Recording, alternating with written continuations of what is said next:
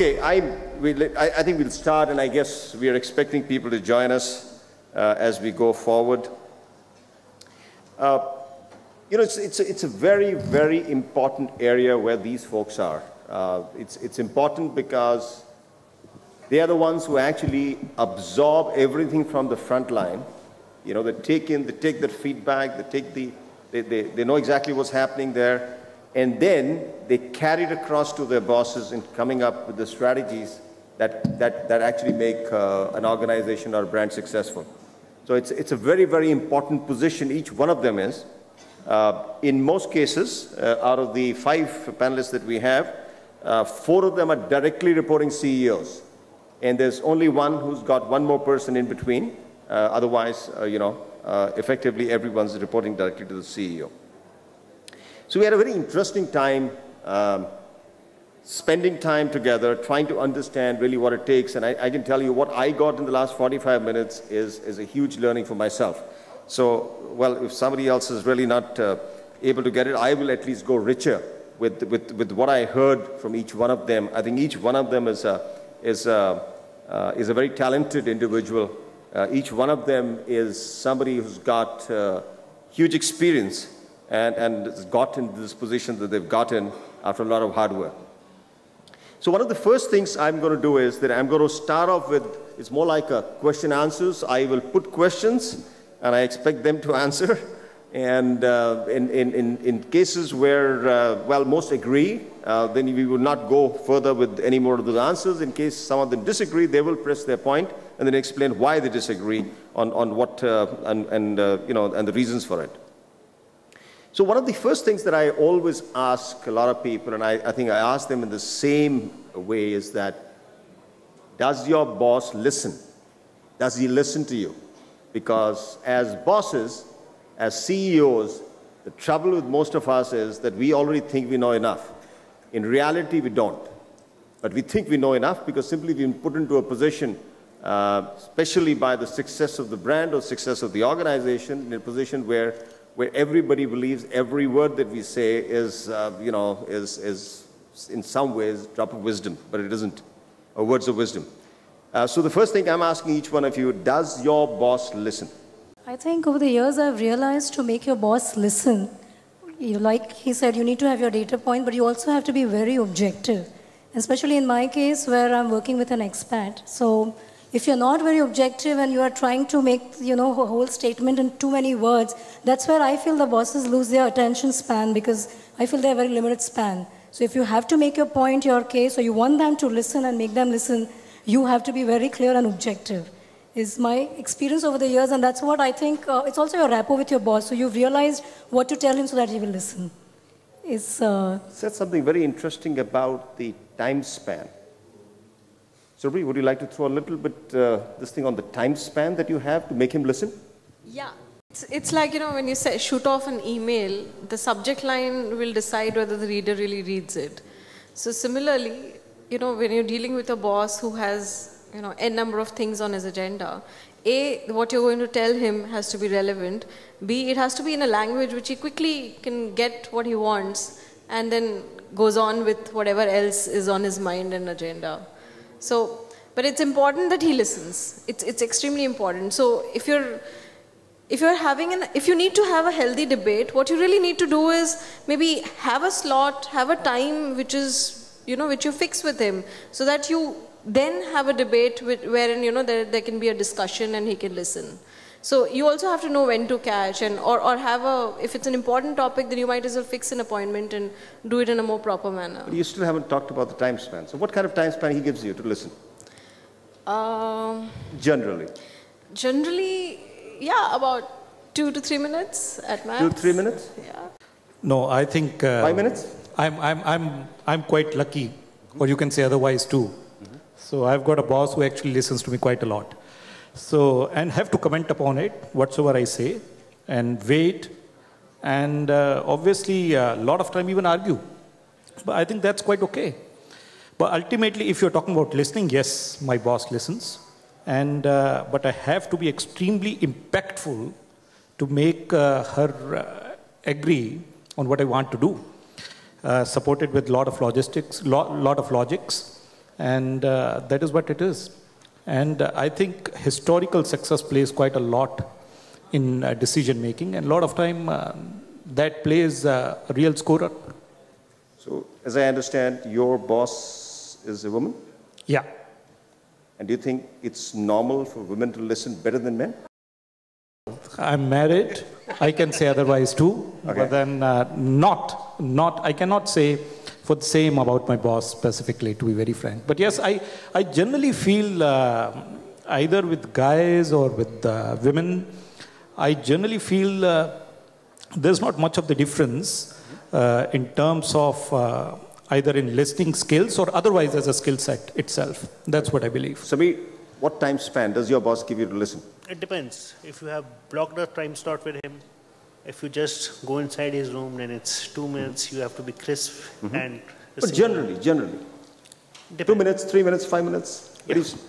I Otherwise, guess bosses are smart, so they can just catch up with what you want to say in 2-3 minutes. No, I'm not saying anything. I'm just trying to understand how much time yeah, you're in giving. cases where you have a detailed agenda, then we have to block in a time slot, which will depends what kind of agenda it's, whether it's 15 minutes, half an hour, 1 hour or so. But 2 to 3 minutes in 2 to 3 normal, minutes? yeah. Samir, your time frame? Yeah, would be similar, I guess. 2 to 3 minutes? It's basically a bullet update or a bullet discussion where you kind of giving. But if you got a formal kind of a presentation or a real estate trip, then obviously you get more time than you want sometimes. So. And Darshana, you said also 2-3 minutes? No, I think fortunately for me, so we have this once in a week 1 hour session. That is my session. So that's the time when I can 1 hour speak, debate, argue. That happens every week, but otherwise, yes. In your case, your boss is an expat. Oh, he is an expert. Does he give you 1 hour simply because he can't understand the way you speak? Or? No, we only meet him 1 hour in a week. Okay. No. I'm just trying to understand this. And you know, I'm absorbing it as much as I'm hearing what you're saying is. How do you get your point across in those 2 to 3 minutes? It could be a very important thing, which is bothering you. While you have the right to take the decision, it's bothering you, and you want to get his support. You want to be able to kind of go to somebody who's more experienced and get his views before you get it. So how do you manage? Do you kind of stand in front of a mirror, work it out? Here's my watch, starting now, and okay, I've got this 2 minutes out, and I've got everything out there, and the expression I'm supposed to make. So how do you manage it? I'm just trying to understand this 2 to 3 minutes or 4 minutes, and I'm sure in your case I would ask Mark. I'm sure it's just because he doesn't understand you. Just I'm trying to ask, how do you manage that? Is that something that you are okay with? Samir just said, make bullet points and go inside those bullet points. Might as well take real bullets and shoot him, man. Okay. No, but is it something, I'm just asking you, because I guess a lot of people sitting out here, for them they'd like to understand, and I'm sure quite a few of them who are bosses themselves would like to understand, is it okay to get those 2 to 3 minutes time frame that we give our... See, it depends. It depends on how you deal on a day-to-day manner. So if you're meeting him every day and he's pretty much hands-on and he knows what's happening, then he would know what your concerns are, or he would be able... So the communication is quite fast in that sense.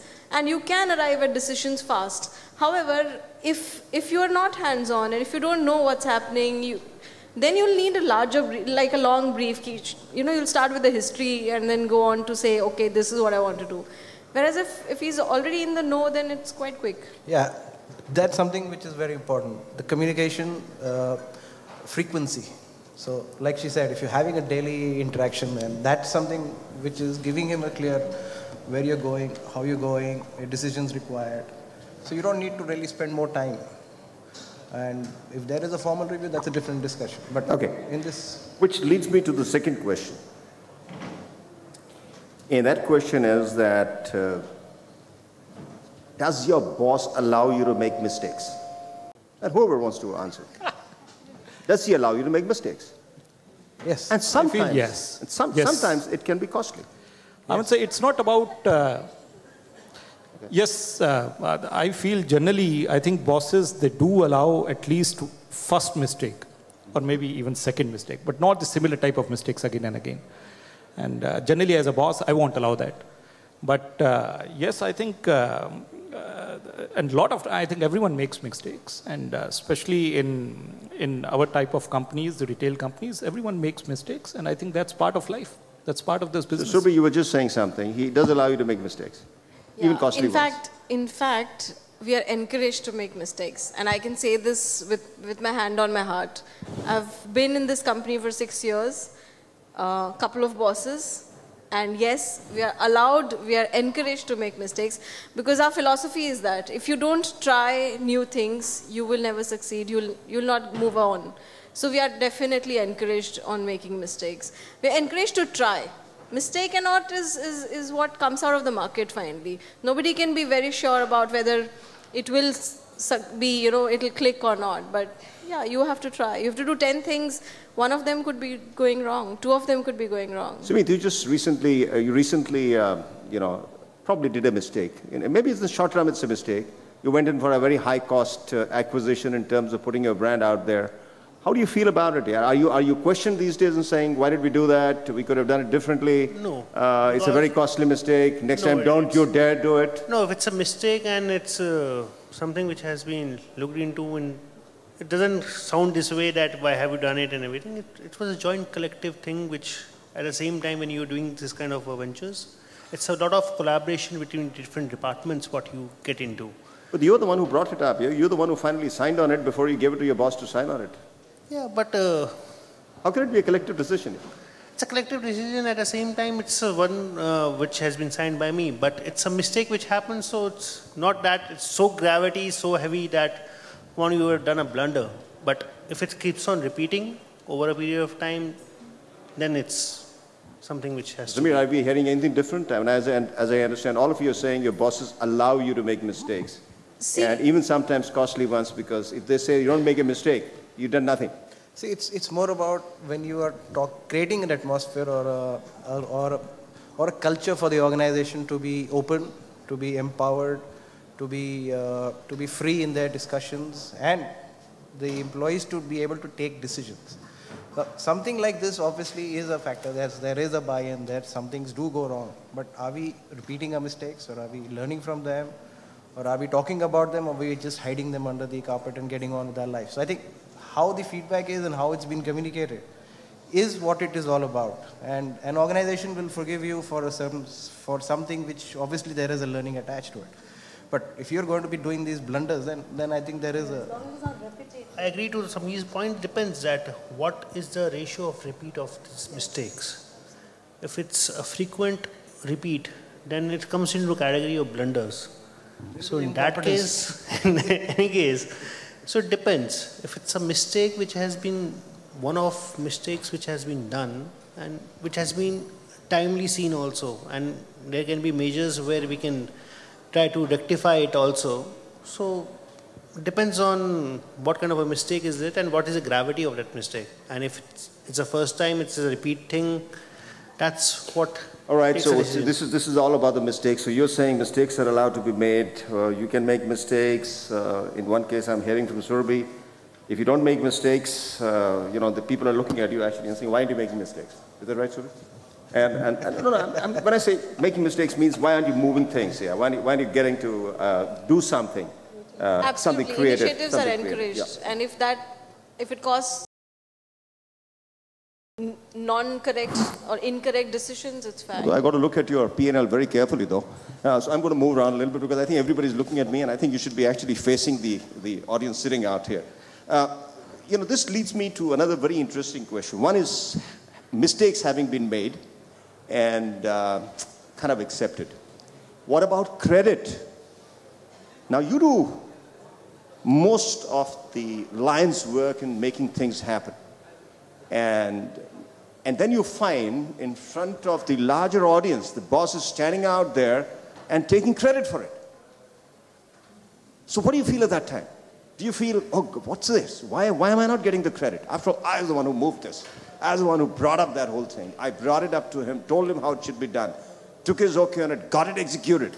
And what do I get? Nothing. And he's taking all the credit. What would you feel at that time? So anyone can answer that. Vikram, to me, I would say that it would matter if, because all bosses usually are the faces to their promoters, to the board of directors.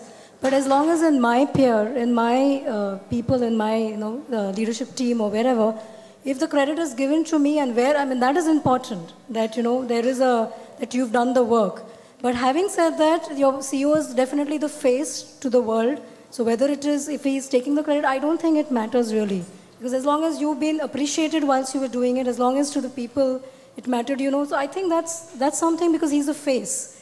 So he should be allowed to take that credit. That's a politically correct answer. No, I think... But anybody disagrees with it? We don't want to disagree. Okay, no, I don't want to disagree to that, to be very frank. And but what I would like to say is, my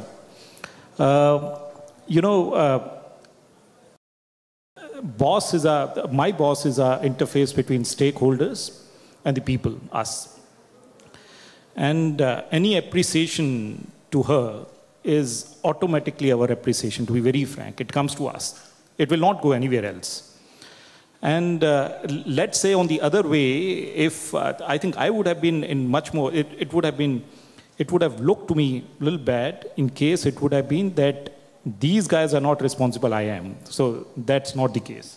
So unless that is there, I think actually automatically that appreciation rolls down to us, no one else. I completely agree with him, because ultimately it's a team who's performing and people are aware. So. If you look at it from a, if it comes to your actual reaction to it, yes, you would obviously be wanting the appreciation and you would like it to be given to you. So why not go and claim it? And you claim it. You just because you stand out and say, listen, hold on, boss, it's me who did it here. You delivered it and you've done it. But at the end of it, if you look at it, it's more of the way it was allowed for you to get onto that platform. So it's more of that teamwork. And like these guys said, that there is that, the face which is representing to the various stakeholders. So I think that's where it maybe I'm just going to come to the audience out here. How many mid-managers sitting here? How many people who head departments? Can you just put your hands up? Anybody who heads departments? Okay, whole lot of them. So you all head departments, you all report into the CEO? Is that right? Can I have the hands up again? All the people who are actually heading the department also. So can I ask you what you feel about it if your boss just takes away all the hard work that you've done and you're standing out there just kind of thinking, I put in that few years of hard work, and he stands there glowing out there, taking all that, this thing. Would you be as politically correct as Darshana is to say, that's all right, I expect you to take this because I know you're my boss, so please take it. No problems at all. Definitely, I agree with her. I'm not politically correct. I mean it. Yes, because ultimately she's the boss, and I know whatever it is, it's jointly a team effort. So it's not a one-man show. So definitely one person has to stand for the brand, and that's the boss. But when it comes about the credit part, no doubt in the front of the audience, she might take the credit, but in front of the office and everybody, we are the boss. You've known Darshana before? Okay, that's okay. Anybody else with a contrarian view? I think I slightly disagree to not 100%, but to certain extent. Yes, slightly kya hota hai? To certain extent. I'm not there. Why I'm getting there. Please allow me just this much. Why I'm saying is that at least the person name should be there once the person has done that work. Whether overall accountability or responsibility lies with the CEO or president, but I think the mention of that particular person or the credit should be given. Whether it's in public or whether it's with promoters or whether it is with directors. And otherwise, you won't get recognized. So you're talking about appreciation?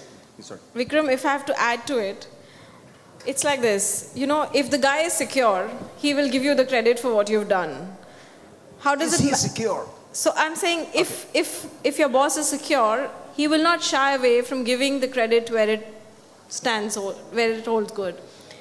However, at the same time, if he doesn't do, it shouldn't bother you. Why? Because if he's the CEO and he is reporting to the promoters or whoever else, board of directors, then in any case they know that he has a team who delivers for him. It's not as if the CEO is going to run marketing, process food, negotiation. He's one man finally. So it's okay, everybody knows. So even to get the team to do what they do is a credit for him, because he's got them motivated and he's got them to deliver. So that's his credit. But the job ka credit, the exact detail of that deal may be with a person who's handling that job. So it's fine. Okay, I totally agree with Surbhi. At most of the times, your CEO is going to be the face for the promoters for the outside world. So the credit has to go to him in most of the things which the team is doing. And in your review sessions and in your different sessions, you're already getting the appreciation in the boardroom or somewhere there. But in the face outside world, it's always going to be the CEO is going to be getting the credit for the teamwork which has been done. If I have to put it crudely, he takes the credit, I get the money, I'm fine. Okay, now we got you going. Now we got you going. See, I'm just trying to make it lighter. It makes sense, you know. It was good to rub you in because that's the only way you came out with this thought process. Good, good. Why not? Give me something for what I've done. Why not? That's what I demanded. And why should I not demand it? I put you out there. You're glowing out there, enjoying yourself, taking all the credit in front of the shareholders or whoever in the world. And here I am. At least give me the money. Show me the money. That's the scenario. You will hardly find any good entrepreneurs in India because eventually they have some kind of problem with the organization. It's always been said, love your work, don't love your company. You never know when company can stop loving you. So it's better love your work. You work well. You should be very proud of yourself. You have done the work. Kal ek session hai, jiska the point there is seva. Right. We'll talk about what you're saying in that session. and my boss is in that. I think that is really not opening up. One of the things that's very sad is the fact that none of the bosses are around. It would have been really worthwhile had they been around because if they would get to know exactly how they're feeling and what they feel and what they should be doing. I mean, it's such an important thing. Okay, one thing that brings me immediately, very quickly, is to performance reviews. We all talk about performance reviews. There are sometimes structured performance reviews. There are sometimes just a chat that you end up having, spending time together, trying to understand, what has worked, what is not working, what are some of the areas that you would like to, probably get help in, support. Maybe you want some education in those certain areas that you would like to. How are performance reviews as far as you folks are concerned? And you can describe them differently if you have different ways of happening. Is it a very structured kind of a form that comes in and you're supposed to kind of tick there and put your thoughts? It takes you some time to put your thoughts together, and then your boss sits down, goes very carefully through each one of them, asks you necessary questions, and you kind of assess together exactly how you've done. Or is it very often, okay, the structure's there, it's great, this is all very nice, been put up by the HR people, but really what we're going to talk about is how's it been? What have you been up to? Where is it that you need support? What is it that I can do for you? So what ways do you think are the performance reviews being done in your organization, especially at your level? I think for us, that way it's quite, very well planned. And so what happens is at the ending of the year, we have the whole strategic meet where we decide the goals and for the year and way ahead. And post that, at the beginning of the year, we do have a one-to-one session sitting sometime in the first quarter, sitting with the boss, deciding our clear, so keeping the goal in mind and keeping the direction on your functional area, keeping the KRAs in mind. That has been decided along with the boss, so you decide that. And we do have a mid-year review. So there is a mid-year feedback given, but whilst yes, there is a formal review, there is a proper process, and there is also a chat, there is an informal chat along with that, and there is also a yearly review. So there is there is a planning midterm review, and there is a yearly review which happens, which is also to sort of give you mid-year where you are, and what's lacking over if there are any changes required. But it's quite formal, but it's also informal at the same time. At least in my case, the boss is open to listen. So if you are allowed to challenge, you are allowed to put in your frustration or whatever. Darshan, I'm sorry, you're such a pretty lady, even I wouldn't listen to you. That's okay, but does he really listen to you because he wants to listen to you? Very much, because listen. We talked about the fact that most bosses have a time span of 2 or 3 minutes. So is he really listening to you during the PR? Because such an important thing for you. And I'm sure when the PR happens, you kind of listed out just about everything in your mind, or probably even a piece of paper where you list out exactly the kind of things that have happened and what you really want him to help you with. So is he really listening? See, I'll tell you, when you will realize when he's not listening is because when you're frustrated and you're not getting his ear. But definitely at the performance time, because that's your time. So, definitely a CEO, and at least in my case. So how much of a time does the performance take? It's usually a 45-minute to 1 hour session. Okay. Where you are doing, the first is going through your KRAs and points, but after that it's purely the chat, which is it's really an informal chat which happens, talking about your frustrations or challenges or what you're facing. So yes, that does happen. Okay, great. It is a two-way. Anybody else wants to tell me anything different to this? I mean, this is a very formal, prepared by HR, handed over to the boss. He sits down first through all the paperwork, marks out all those A, B, C, D, E, F, or whatever, 1, 2, 3, 4. He does all that work, and then he sits down and asks you some questions in terms of, okay, so what support do you need? What do I need to get yourself into? So anything different you're telling me? We see, if I have to say, then actually in retail, review is every day, because we get our sales numbers every day. But yes, objectively, if you are asking our review... But isn't the review all about you? I mean, really bothered about your numbers, yes. Sales numbers. They have nothing to do with you at that yes. time. It's really what no, the but we deliver the numbers, I would say. True, exactly. That I agree. Okay, go ahead. And I would say, I think review mainly for us is about work, about the company, how we are doing, to be very frank. Once you are reporting to the CEO, then actually it is about, it's more of a review about the company. Until unless you are going terribly wrong in one of your personal traits. If you're going terribly wrong in your personal traits, then obviously the CEO will actually remark you on your personal traits. But then otherwise, I think majorly for us, it's a review of the company, to be very frank, when a general manager is going to be reviewed or what we have delivered. For us, of course, it's a half yearly review, and then it's a yearly review. But then we also have sort of a monthly review in terms of all of not only numbers, but otherwise too. And where it really makes us, it prepares us for the next month altogether, because it's a retailing company and we need to be, I think, alive every day and die every day, as we say. And then I think I generally feel a monthly review is not a bad ploy to have, especially in a retail company, because it makes your boss aware what you have been doing. It makes the company aware what we have been doing. Your pluses and minuses, and you can obviously be cautioned if you are in too much of minuses, so that you can actually recover in the next 11 months or next 5 months. All right, anybody wants to add anything to it or say something different to this? One is this media review is more about a mentoring or a coaching kind of a setup. So you're saying the media review is more about mentoring and coaching? It's not about finding a fault or you're not X number. So it's more about how do you achieve as a team in your team to deliver that number. So that's, I think, very important. Okay. Then if you get into the formal process, yes, there is a number if you've achieved or not achieved. But that is pretty much a moot point by the end of the year, where if nobody knows, you'll never reach, or have you reached or not. So it's more about how you are doing, what you need, how you're going to get to it. So I think that's what I see. In our case, it's a two-way feedback time, once a year. That's very However, good. Are you sure it's a two-way feedback? I like that.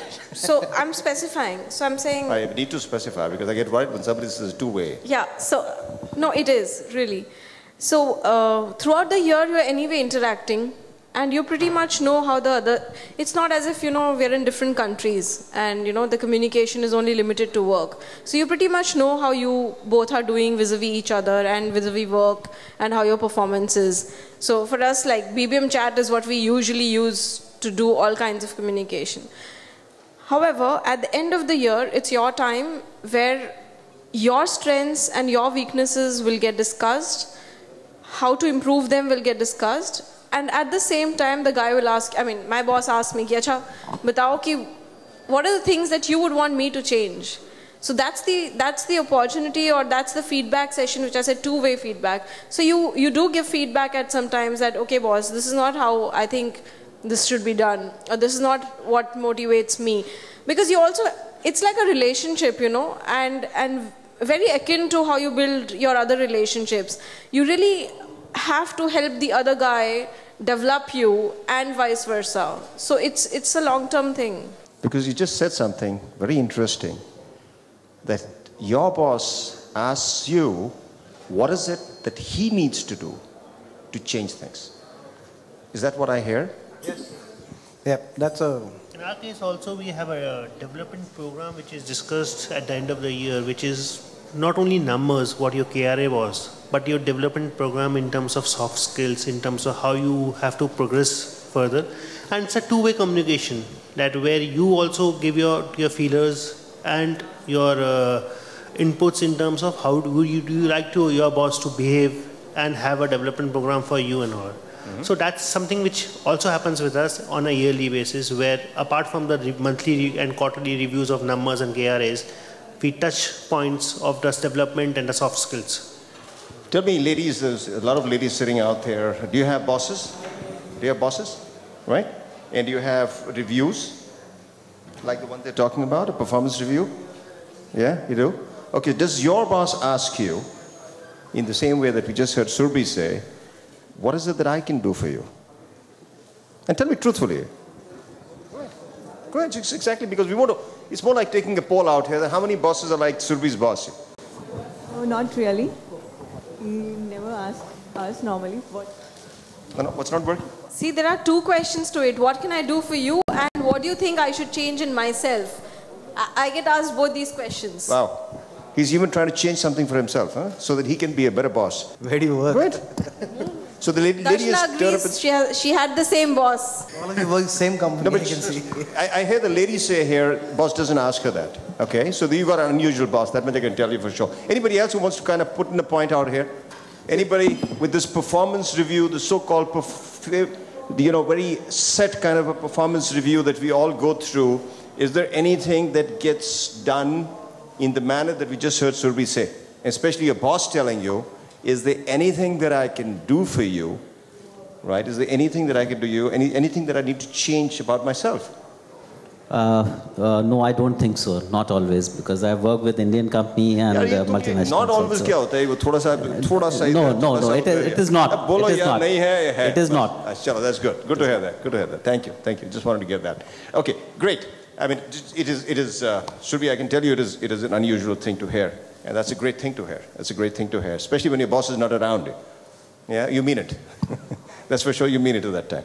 Okay. Now, what kind of a boss would you want here? I mean, or do you think the boss should be? Should he be because he's very knowledgeable, extremely knowledgeable? You want him to be directive, teach you, tell you how to do it, literally help you with the execution. The other one is supportive. You think you know what to do, however, you go to him and he listens to you and he kind of supports you. All right, yeah, that's what you think, go ahead, do it. Or the third kind, who's consultative, in the sense that he consults with you. I mean, in the sense that when you go to him, he will ask all the pointed questions. He will ask you to look at the pros and cons. He will ask you to go through the options available to you and still allow you to make the decision after he has broken it down for you, while you're doing all the talking. He just listens mostly. So what kind of a boss do you think would each one of you ideally want? And you can, each one can say the kind of boss you want. So you want a directive boss, you want a supportive boss, or you want somebody who's actually a consultant? How about no boss? Wow. How about no boss?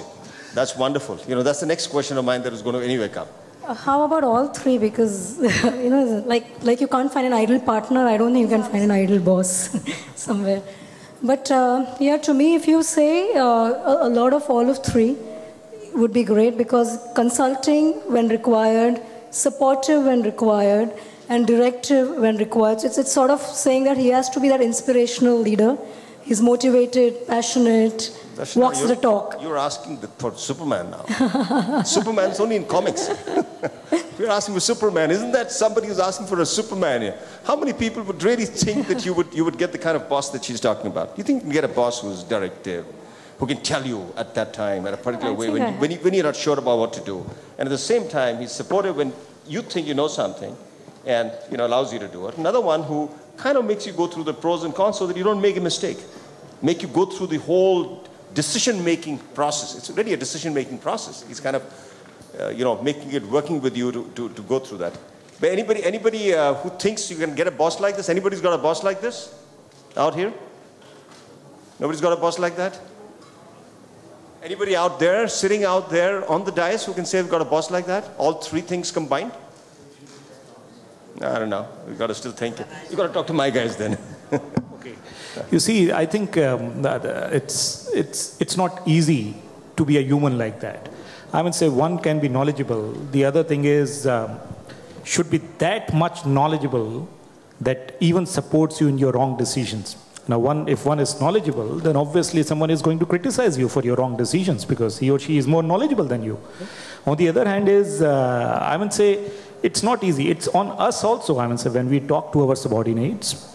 A lot of time it happens that when you are knowledgeable than your subordinates more, and you feel he or she has done a mistake, you are definitely going to talk to them about it.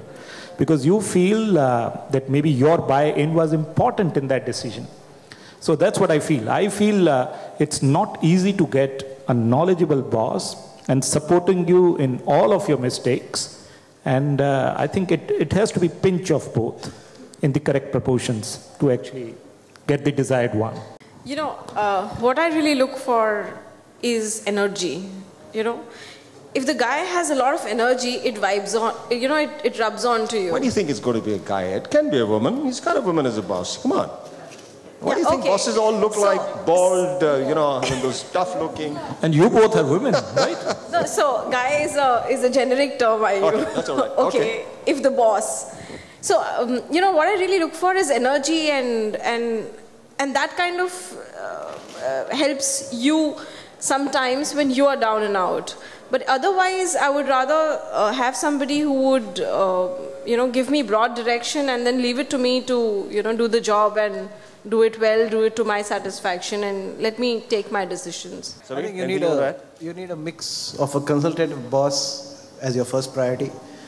But then at the end of it, sometimes you get bogged down with all these decisions, and sometimes you feel that maybe this is not right. So then you get on to, okay, let's look at a directive kind of option. So somewhere there is that mix or the matrix where you kind of, which makes it work for you. Because at the end of it, there is no right decision or wrong decision at the end. So I agree with Sameer in terms of the mix should be there. But somebody as a boss should be giving me more food of thought so that I can take my own decisions. And give me just a directions whenever I require. And to go ahead with whatever empowerment I have, so that's a boss which needs to be there. More giving in terms of directions, in terms of food of thought, of taking my own decisions, making my own pathway, and how to take the things forward. So basically you're saying, educate me.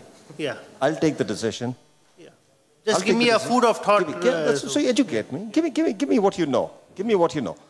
Okay, that's the other thing that I was going to come down to, says, how many bosses really give you what they know?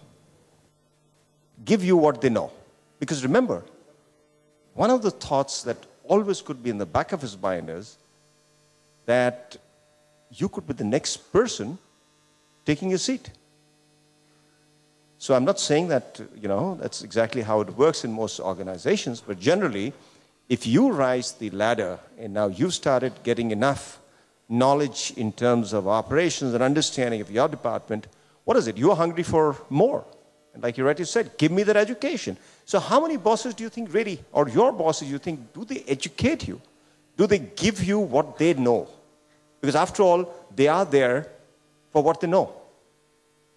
Couldn't have been there just by coincidence. I mean, sometimes it can happen, but not mostly, no. But would they give you their knowledge? Would they prepare you for the next leadership role? And be honest about it. Let's hear from you. I think it's about getting that kind of freedom and that kind of interaction. And it also depends on you how much you want to take out of that, of the boss. Only when he gives it to you, no? No, but if you create that setup, that communication, there is that common trust platform, there is that guidance and empowerment. Now, at the end of it, he won't be sitting there, okay, come take your advice for today. But it's more about how much are you, what is your hunger, what excites you to get out of him? And do you think, does he have anything to give you? So I think it's a mix of that. And how greedy are you to move into that position? So you need to know what all are your drawbacks, which you need to improve, and maybe he can help you reach that goal. So that's what I feel. No, but my answer is still not there. Does your boss give you what he knows? See, in my experience, I'll try and see in both, because I've worked with Indian bosses and I've worked with expats also. So there are a lot of things to this. If your boss is young, your boss is, like Surbhi earlier had mentioned, is either insecure himself, then yes, he would be more threatened and he will not pass on. So depending on how, the experience level or how secure your boss is, that's one side. And yes, I have worked with a boss who was threatened to, pass on the information beyond a point. The transparency, so to say, or the knowledge passing on was missing. At the same time, I have experienced, and this is my experience with expats, so I'm not saying all bosses are like that. It depends on like I said, the age, how young he is, or how threatened he himself is. At the same time, with the expats, what I have seen is they are here with a very clear mission because they are here for a short term. These people don't have to otherwise prove a point. They are here for their contract, 3 years, 4 years, whatever. So they are really people on the move, and they definitely want to pass on as much, because they want you to start performing it to their level. And being retail new or nascent in India compared to where they come from. And these guys, so generally that difference in that sense, I would say yes, I've seen. So I don't know if I'm answering your question. You are answering it very well. I think one of the things you've clearly said is that as far as Indian bosses are concerned, it may not be. In the case of expats, it's mostly so simply because they're here for a limited time. And they want to make sure that before they leave any organization, they have somebody who's to take over their place. I'll say emphatically yes. To be very frank, yes, my boss passes me quite a lot of knowledge. And I try to even snatch it a lot of times, to be very frank, because of sheer experience. Is she an expat? No, she is not. Okay. All right. Just wanted to understand. Yeah, no, not at all. But yes, to be very frank, I feel yes. I will emphatically say yes. I don't know about whether it's about sharing. The point that you're trying to make is about whether the boss shares his knowledge with you. But however, I think what he does, in my case, it's a he. So I'm saying what he does is to give me exposure to various things which would help me groom myself or educate myself or take my knowledge base up. So, for example, I have shifted from marketing to category management. So I was sent to seminars and workshops to understand category management best practices.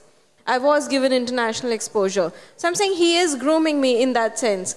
Now, do you call it him sharing his knowledge base, or do you call it him mentoring me in, through some other means? It's one and the same thing.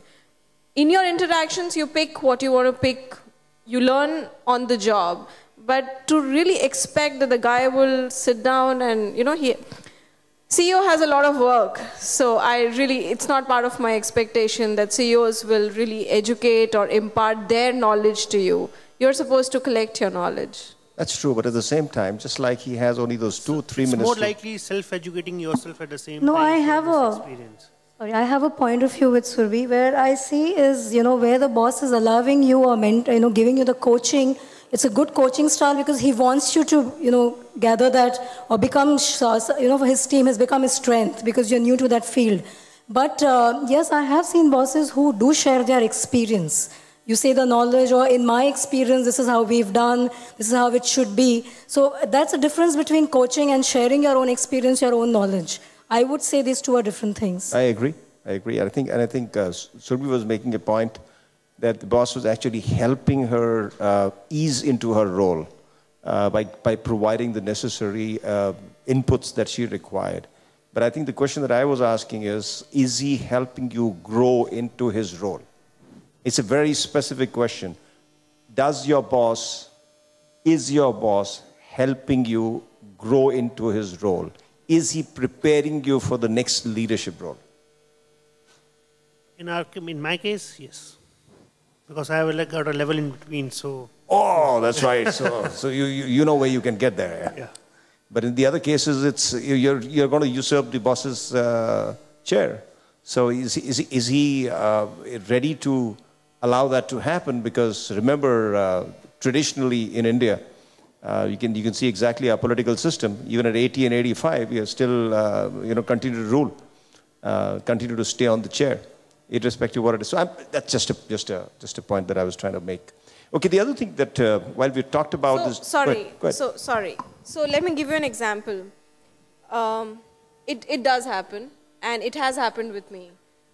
So my journey has been exactly that. My previous boss actually groomed me to head processed food, and which is what I'm doing this year. So last 2 years, he was doing exactly that. Not only imparting all of the knowledge that he had, but also giving me hands-on experience by working with him. And then, yes, I have taken his job in that sense, and he's moved on to something else. That's a great story, because this is exactly That's what I not think. the CEO's job. What I like to add here got you is we have this talent segmentation where each and every individual in that particular bracket is looked at. Where is the grooming? Where is the next level? Is the person fit today? Is he moving into the next? So it's a complete overall evaluation of the individual and growing the person. So that's what happens with us. And that's something which is really what we look forward to, because we know that there is a level at the board which we can be part of. The only thing that I wanted to know was, well, I did talk about the kind of boss that you preferred, and we came down to 3 different basic levels. But there's another boss that, that I was trying to draw out from you, was a boss who is more of a mentor, who's a gardener, as one would call it. He's the one who is watering you so that you can grow. So is that something that you have started seeing as the next thought process in the CEOs or bosses to say, I've got to groom this person now. I actually got to become a gardener myself and start seeing how can we create the next level of leadership, just like you would grow the next plant. Precisely. The old one's dying. That's what I was talking about. The nurturing of this talent pool which is there, to give them that kind of awareness, education, on-the-job training if needed, or an exposure to a different department. So if you're moving from category to marketing, marketing to operations, operations to customer relations. So that is where the whole overall, I don't know if I've answered your question. Yes, you have. You're answering it well. Happening. Now, listen, I've come to the end of all the questions that I had, pointed questions that I put across, and I must say I've got an extremely talented set of people sitting out there. Look at the answers they've given here. Isn't that excites you? I mean, I would love to have literally all of them on my team. It's just wonderful to have people who are so committed, who are actually talented, committed, and on top of that are ready to learn as we go forward. I have only time for 2 questions that you can ask the panel directly, right? It's not something that I put questions to you and you answer me. You don't need to do that. But out of the folks who are sitting out there, the folks who are going to be the next level of leaders, or the next CEOs for that matter, maybe the next time we come here, you'll find a few of them already turned CEOs. Okay? So you have a right to ask a question to budding CEOs. Anyone here wanting to ask them a question directly? Before I close the program?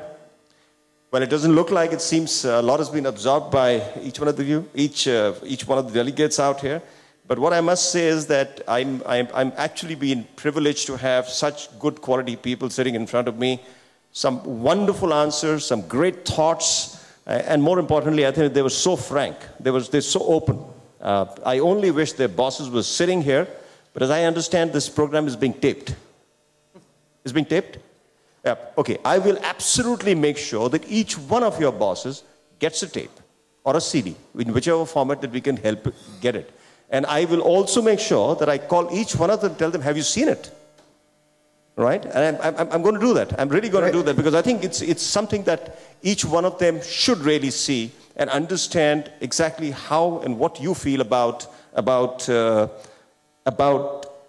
their leadership, about them, and what you feel. And I think more importantly, what I think we carry back from what we've discussed today is that when you get to the CEO's level, what would you want to do for your people who are going to be below you? I think that's one of the important lessons at all times that we've got to remember. We should not expect anything from anyone if we can't deliver it to somebody below us. So that's the important part. I would want everybody to get up and give a standing ovation to these wonderful people sitting out there, because it's really been their show.